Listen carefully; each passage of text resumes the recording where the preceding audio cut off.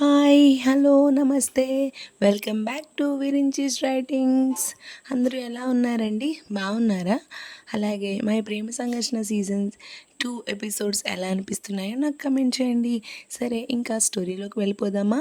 Okay, ఈరోజు story ప్రేమ సంఘర్షణ episode 59. నువ్వు నా కోసం కేవలం నన్ను కాపాడటానికి నువ్వు ఎన్నాళ్ళ నుండి ఎదురు చూస్తున్న ఆ డేవిడ్ నీకు దొరికితే నా కోసం ప్లాన్ చేయించేయడమే కాదు, నా కోసం కాశ్మీర్ నుండి వచ్చావు. కానీ నేను నిన్ను ప్రతిసారి తప్పుగానే అనుకుంటూనే వచ్చాను అని ఏడుస్తూ అంది సంధ్య. చంటి పిల్లల ఆ ఏడుపు ఆపు ముందు. ఇలా చూడు అని మనోహర్ సంధ్య బుగ్గలు పట్టుకొని తన కన్నీరు తుడుస్తూ, నీకు ఈ విషయాలు ఏమీ తెలియవు కదా, తెలిస్తే ఇదిగో ఇందాక అన్నావు కదా ఉదయ్కి ఫోన్ చేయబోయావు చూడు, అలా ఆవేశంగా రియాక్ట్ అవుతావని నీకు ఏం చెప్పకుండా ఉంచింది, సరేనా? అయినా ఏమైంది ఇప్పుడు? నువ్వు బాధపడకు ప్లీజ్. కానీ ఇప్పుడు ఆ సంజయ్ ఉదయ్ని కలవడానికి వెళ్ళాడు. ఇద్దరూ కలిసి ఏం ప్లాన్ చేస్తున్నారు అనేది తెలియదు. సో మనమందరం అలర్ట్గా ఉండాలి. ముఖ్యంగా నువ్వు అలాగే మన మేఘన, మీ ఇద్దరు చాలా అలర్ట్గా ఉండాలి అని అన్నాడు మనోహర్. అవునా, సరే అని తల ఊపింది సంధ్య. మనోహర్ పడుకోవడానికి చాప తీస్తుంటే సంధ్య మనో అని పిలిచింది. ఏంటి సంధ్య చెప్పు అని అన్నాడు మను. అది నాకు కింద పడుకునే అలవాటు లేదు, నువ్వు కూడా పైన పడుకోవా ప్లీజ్ అని అడిగింది సంధ్య మనోహర్ని. ఈలోపు అప్పుడు మనోహర్ చాప పక్కన పెట్టి సంధ్య దగ్గరికి వచ్చి, నీకు ఇంకొక ముఖ్యమైన విషయం చెప్పాలి అని అన్నాడు మనోహర్.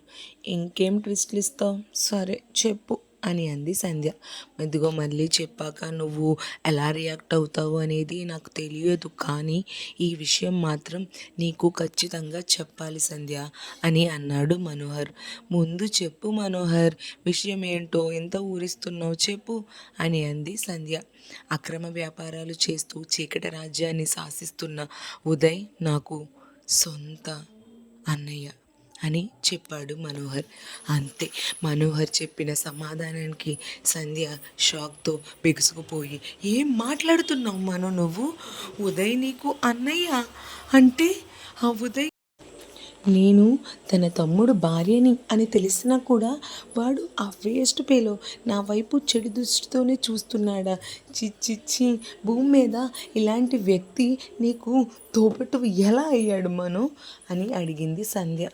ఉదయ్కి నేను తన తమ్ముడిని అని తెలియదు.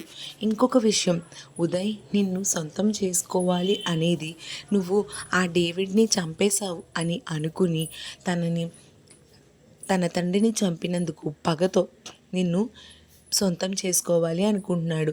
సో అదే పగతో నువ్వు పెళ్ళైపోయింది అని చెప్పినా కూడా నిన్ను వదలకుండా మంచి అనే ముసుగులో నీ కోసం ఎదురు చూస్తూ ఉన్నాడు అని చెప్పాడు మనోహర్. సంధ్య మనోహర్తో, మను నువ్వేం చెప్తున్నావు మను, నాకు అసలు ఏమీ అర్థం కావట్లేదు, నాకు చాలా కన్ఫ్యూజింగ్గా ఉంది. అసలు నువ్వు తన తమ్ముడు ఏంటి మను? నాకు ఇప్పటికే ఇచ్చిన షాకులు చాలు, మళ్ళీ నువ్వు తన తమ్ముడు ఏంటి అని ఆ ఉదయ్కి తెలియకపోవడం ఏంటి, నాకు ఏం అర్థం కావట్లేదు అని అడిగింది సంధ్య. ఆ ఉదయ్కి నాకు తండ్రి మాత్రం ఒక్కడు, ఆ డాన్ డేవిడ్ అని అన్నాడు మనోహర్. అంటే డాన్ డేవిడ్ మీ నాన్న అని అడిగింది సంధ్య. అవును, అలాంటి నీచుడు, అలాంటి వ్యక్తి నా తండ్రి అని చెప్పుకోవడం నాకు కూడా అసలు ఇష్టం లేదు సంధ్య. అసలు ఏం జరిగిందంటే, ఒకరోజు ఆ డేవిడ్ తాగిన మైకంలో మా అమ్మ మీద పశువులా దాడి చేయడం వల్ల పెళ్ళవకుండానే మా అమ్మకి నేను పుట్టాను సంధ్య అని బాధతో చెప్పాడు. మనో శూన్యంలోకి చూస్తూ కృంగిపోతున్నాడు. సంధ్య వెంటనే మనో భుజం మీద చెయ్యి వేసి తన చబుకాన్ని పట్టుకుని సంధ్య మొహానికి ఎదురుగా తిప్పుకుని, ఏంటి నువ్వు అనేది అంటే ఆంటీని అని సంధ్య మాట పూర్తయ్యేలోపు మనోహర్ సంధ్యని గట్టిగా హత్తుకుని, అవును, అతను మా అమ్మని బలవంతంగా ఆక్రమించాడు సంధ్య. ఒక ఒంటరి ఆడదానిగా అమ్మ ఎన్ని కష్టాలు పడుతూ పెంచిందో నేను మర్చిపోలేను. ఒక నీచుడికి కొడుకుగా నాకు గుర్తింపు రాకూడదని నన్ను మా పిన్ని దగ్గర ఉంచి చదివించింది మా అమ్మ. నా కోసం చిన్నప్పటి నుంచి ఎన్నో ఎన్నో ఎన్నో కష్టాలు పడుతూనే ఉంది మా అమ్మ అని అంటూ కాసేపు సంధ్యను పట్టుకుని ఉండిపోయాడు. మనో కన్నీరు తన వీపు మీద పడుతుంటే మనో మనసులో ఎంత బాధని అడిచిపెట్టుకుని పైకి నవ్వుతూ తిరుగుతున్నాడు అనేది అర్థమైంది సంధ్యకి. కానీ ఆంటీ చట్టాన్ని ఎందుకు ఆశ్రయించలేదు? ఆ డేవిడ్ ఒక నీచుడు అని తెలిసి కూడా శిక్ష వేయలేదు ఏంటి, ఎందుకు అంటే అప్పుడు మను అన్నాడు, మాఫియా డాన్ అని భయపడి మౌనంగా గుండెల్లో బాధను మోస్తూ నన్ను పెంచారు అని అన్నాడు మను. అవునా మను, నిన్ను అలా పెంచారా? ఇవన్నీ నాకు చాలా బాధగా ఉన్నాయి, నువ్వు కూడా బాధపడకు మను అని సంధ్య ఇంకా ఇవన్నీ మనోని అడిగే సమయం కాదు అని తన మనసులో క్వశ్చన్లన్నీ ఆపేసుకుంది సంధ్య. మనోహర్ తల నిమురుతూ తనకి ఓదార్పునిచ్చింది సంధ్య. కాసేపటికి మనోహర్ తేరుకుని సంధ్యని వదిలి, సారీ సంధ్య, ఎమోషనల్ అయ్యి నిన్ను కూడా బాధ పెట్టేశాను అని అన్నాడు మనోహర్. నువ్వు నన్ను ఏ రోజు బాధ పెట్టలేదు మను, నేనే నిన్ను సరిగ్గా అర్థం చేసుకోలేదు అని సంధ్య మనసులో అనుకుని, ఇంకా నువ్వు ఎలాంటి విషయాలు ఆలోచించుకు ప్లీజ్ మను, సరేనా? ఆ ఉదయ్ సంజయ్ని ఇద్దరిని అనుకున్నట్టుగానే పట్టుకుంటావు నువ్వు, సరేనా అని అంది సంధ్య. దానికి నీ హెల్ప్ కూడా కావాలి సంధ్య అని అడిగాడు మనోహర్. అయ్యో మను, నువ్వు ఆర్డర్ వేయి మను, ఆ నీచుడిని పట్టించడానికి నాకు చేతనైనంత సాయం ఖచ్చితంగా చేస్తాను అని అంది సంధ్య. నువ్వు ఈ విషయాన్ని నేను చెప్పగానే అర్థం చేసుకుంటావని నేను అస్సలు అనుకోలేదు సంధ్య.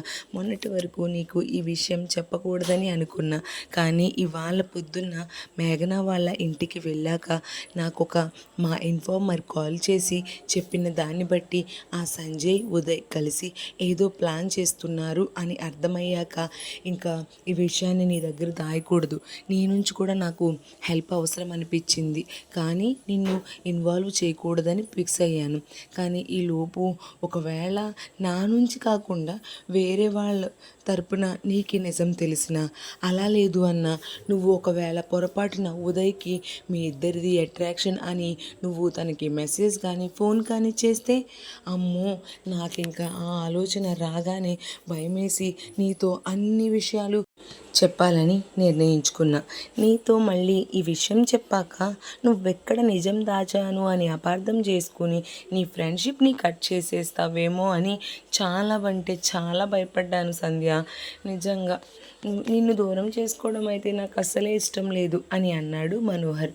నాది ఫ్రెండ్షిప్ కాదు అని ఇప్పుడే చెప్తే, నిన్ను కాపాడానని తెలిసాక ప్రేమిస్తున్నావా అని నువ్వు అడిగితే, అమ్మో నా దగ్గర సమాధానం లేదు, ఇప్పుడు వద్దు, టైం చూసుకుని చెప్తాను అని సంధ్య మనసులో అనుకుంది. ఫ్రెండ్షిప్ కాదు అని చెప్పొచ్చు కదా సంధ్య, ఇంకా నా మీద ప్రేమ పుట్టట్లేదా? అంతేలే, దేనికైనా అదృష్టం ఉండాలి అని అనుకున్నాడు మనోహర్ తన మనసులో. వీళ్ళిద్దరూ ఇలా మనసులో ఆలోచించుకుంటూ ఉండగా ఈలోపు ఇద్దరు ఒకేసారి పడుకుందామా అని ఇద్దరు ఒకేసారి అన్నారు. ఒకేసారి అన్నందుకు ఇద్దరు కూడా చిన్నగా నవ్వుకుని ఇద్దరు మంచం మీద వాలిపోగా సంధ్య మనోహర్ గుండెలపై తలపెట్టుకుని పడుకుని, నీకు ఇంత దగ్గరగా ఉన్నా కూడా నాది ఫ్రెండ్షిప్ అని ఎలా అనుకుంటున్నావు పిచ్చివను, నీకు అసలు నా ప్రేమ అర్థం కావట్లేదమ్మాను అని సంధ్య అనుకుంది. నువ్వు ఇంత దగ్గరగా ఉండి కూడా దూరంగా ఉండడం మనసు తట్టుకోలేకపోతుంది సంధ్య. నీ కోసం నా మనసు పడే బాధ నీకెందుకు అర్థం కావట్లేదు సంధ్య. ఇంకా ఎన్నాళ్ళు చెప్పు నా హృదయంలో ఈ సంఘర్షణ అని మను తన మనసులో, సంధ్య తన మనసులో, ఇద్దరు మనసులు అలా మౌనరాగంతో మాట్లాడుకుని కొంతసేపటికి ఇద్దరు కూడా అలా పడుకుండిపోయారు. ఈరోజు మరుసటి రోజు సంధ్య లేచేసరికి మనోహర్ బాల్కనీలో ఎక్సర్సైజ్ చేస్తూ కనిపించాడు. మనోహర్ కూడా సంధ్యని చూసి చిన్నగా నవ్వి హాయ్ అని చెయ్యి ఊపాడు. సంధ్య కూడా చెయ్యి ఊపింది. మను నవ్వి మళ్ళీ ఎక్సర్సైజ్ చేయడంలో పడ్డాడు. సంధ్య ఎక్సర్సైజ్ చేస్తున్న మనోహర్ని చూస్తూ, ఈ పోలీస్ బుద్ధుడికి నా ప్రేమని ఎలా తెలపాలి? ఇష్టపడే వరకు ఒక బాధ, ఇప్పుడు ఇష్టపడాకేమో ఈ బుద్ధుడికి నా ప్రేమని ఎలా తెలపాలో ఏంటో ఏమీ అర్థం కావట్లేదు అని తనలో తను ఆలోచిస్తూ ఐడియా అని అనుకుని మనోకి ఇష్టమైన గ్రీన్ టీ చేయడానికి కిచెన్లోకి వెళ్ళేసరికి సంధ్యకి వాళ్ళ అమ్మగారితో పాటు నవ్వుతూ మాట్లాడుతున్న మనోహర్ పిన్ని కనిపించారు. ఆంటీ, హాయ్ ఆంటీ, మాతో రాజమండ్రి అని చెప్పి మీరు మాత్రం విజయవాడ దుర్గమ్మ గుడికి వెళ్ళారు, నాతో మాట కూడా చెప్పలేదు అని అలిగినట్టుగా మొహం పెట్టి అడుగుతూ నాకు చెప్పకుండా బాగానే వెళ్ళిపోయారు అని అలిగినట్టుగా ఫేస్ పెట్టుకుంది. అలా పెట్టుకుని గ్రీన్ టీ పెడుతూ ఉంది. మేము రాజమండ్రి వద్దామని అనుకున్నాం తల్లి, కానీ మీ ఇద్దరి గురించి ఒకసారి ఆ దుర్గమ్మకు మొక్కుకుందామని విజయవాడ వెళ్ళాము, అంతే తప్ప నీ దగ్గర దాచాలని కాదు తల్లి అని సంధ్యతో అన్నారు ఆవిడ. ఈలోపు సంధ్య గ్రీన్ టీ రెడీ అయ్యిందని మనోహర్కి తీసుకువెళ్ళడానికి సంధ్య టీని కప్లో పోస్తుంటే ఇదెవరికే అని అడిగారు సంధ్య వాళ్ళ అమ్మ. అమ్మ, మనోకి మార్నింగ్ లెగ్గానే గ్రీన్ టీ తాగే అలవాటు ఉందమ్మా, సో మనోకి అమ్మ అని చెప్పింది సంధ్య. అల్లుడికి చక్కగా డికాషన్ కాఫీ ఇవ్వక ఈ గ్రీన్ టీలు అవి ఏంటి సంధ్య అని అన్నారు ఆవిడ. అమ్మా, నేనేమి కావాలని ఏమి ఇవ్వట్లేదు, మీ అల్లుడి గారికి పొద్దున్నే గ్రీన్ టీ తాగే అలవాటు ఉంది అని చెప్పి కప్ తీసుకుని అక్కడి నుంచి వెళ్ళిపోయింది సంధ్య. చూసారా వదిన, పెళ్ళికి ముందేమో అస్సలు పడేది కాదు, అది అల్లుడు దాన్ని బాగా చూసుకుంటున్నా సరే అతనికి అలవాటు ఉందో లేదో తెలీదు, కానీ ఇదే అలవాటు ఉందని ఫిక్స్ అయిపోయి అమృతం లాంటి కాఫీని పక్కన పెట్టి ఆ కషాయాన్ని తీసుకెళ్తుంది. ఇది ఎప్పటికీ మారుతుందో ఏంటో. దాని తరపున నేను అని ఆవిడ మాటలు పూర్తయ్యేలోపు అయ్యయ్యో వదిన గారు, మీరు తప్పుగా అర్థం చేసుకుంటున్నారా వదిన గారు, మా మనోకి నిజంగానే గ్రీన్ టీ తాగే అలవాటు ఉంది వదిన గారు. అసలు మీకు ఒక విషయం చెప్పనా, సంధ్య ఇదివరకు ఒకలా ఉండేది, ఇప్పుడు ఒకలాగుంది, మీకు తెలియదు వదిన గారు. నేను తనని ఇన్ని రోజులుగా గమనించాను కదా, సంధ్యలో కూడా మార్పు కనపడుతుంది. తను మారితే వాళ్ళిద్దరూ ఒకటైతే నాకు చాలా అంటే చాలా ఆనందంగా ఉంటుంది వదిన గారు, తనలో మార్పు కనపడుతుంది నాకు అని అన్నారు ఆవిడ. నిజంగానా వదిన గారు, ఎంత శుభవార్త చెప్పారు అని అన్నారు సంధ్య తల్లి. సంధ్య మనోహర్ దగ్గరికి వెళ్ళి గ్రీన్ టీ అని ఇచ్చింది. నువ్వు తెచ్చావేంటి సంధ్య అని అడిగాడు మనోహర్. నేను తీసుకురాకూడదా ఏంటి, నేను తీసుకొస్తే తాగవా ఏంటి అని అడిగింది సంధ్య. అయ్యో తల్లి, అదేం కాదమ్మా బాబు, అంటే నీకు వంటగదికి పెద్దగా పరిచయం లేదు కదా, బీకామ్ స్టూడెంట్ని కెమిస్ట్రీ ల్యాబ్లో ఎక్స్పెరిమెంట్ చేయడానికి వెళ్ళినట్టు నువ్వు కిచెన్లోకి వెళ్తే డౌట్ వచ్చిందమ్మా తల్లి నాకు అని అన్నాడు మను. సంధ్య మను మాటలకి మను వైపు గుర్రుగా చూస్తూ, నీ కోసం కష్టపడి గ్రీన్ టీ తీసుకొస్తే నన్ను ఆట పట్టిస్తావా అని అంది.